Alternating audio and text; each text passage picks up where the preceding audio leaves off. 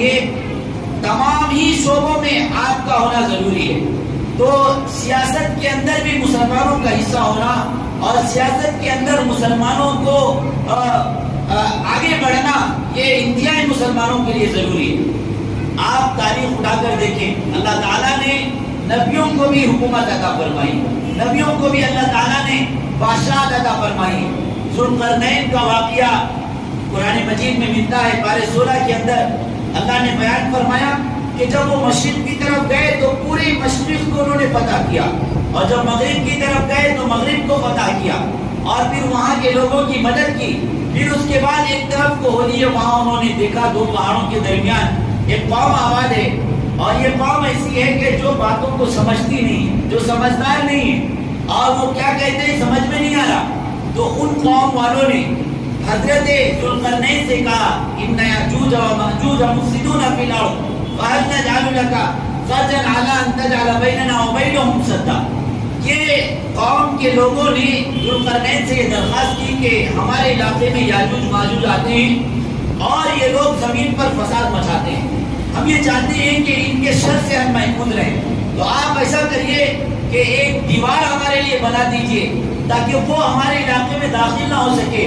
اور پھر اس کے بدلے میں ہم آپ کو اجرت دیں گے۔ تو ذوالقرنین نے کہا کہ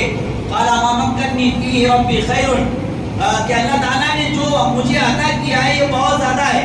ہمیں آپ کی مدد اور امداد کی ضرورت نہیں ہے، بس آپ کی قوت کی ضرورت ہے، آپ ہمارا ساتھ دو اور ہم جو ہے آپ کے لیے دیوار بنائیں گے۔ اور پھر حضرت ذوالقرنین نے وہ دیوار بنائی کہ جس کے ذریعے یاجوج و ماجوج کے فتنے سے وہ لوگ محفوظ ہو گئے۔ تو حضرت ذوالقرنین کے واقعے سے بھی ہمیں یہ معلوم ہوتا ہے کہ اللہ نے ان کو بادشاہت عطا کی اور اللہ نے ان کو سلطنت عطا کی۔ حضرت یوسف علیہ السلام کا آپ واقعہ دیکھیں کہ جب وہ جیل میں تھے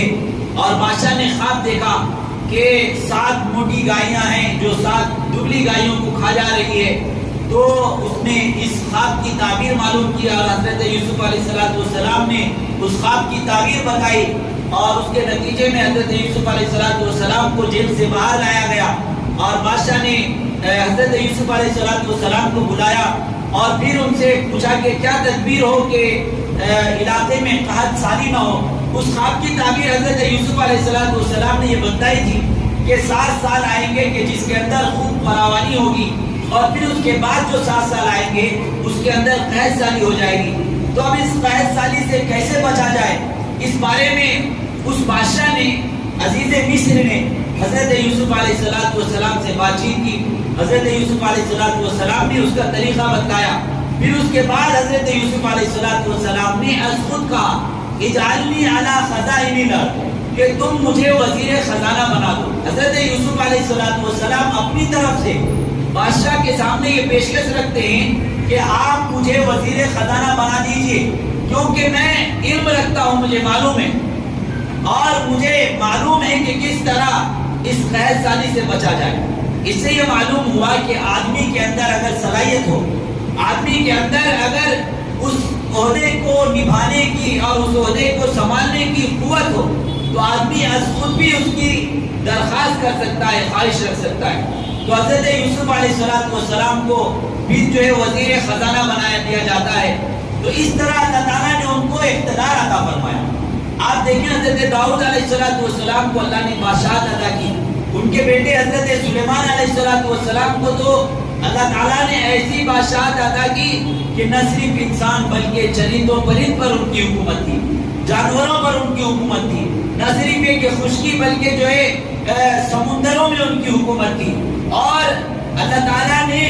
نہ صرف یہ کہ ان کو جاندار پر حکومت عطا کیا تھا بلکہ بے جان چیزوں پر بھی ان کی حکومت تھی۔ ہواؤں پر وہ حکومت چلایا کرتے تھے، اور ہواؤں پر ان کا جو تخت ہے وہ اڑا کرتا تھا۔ تو اس طرح اتنی بڑی سلطنت اللہ تعالیٰ نے حضرت سلیمان علیہ السلام کو عطا فرمائی۔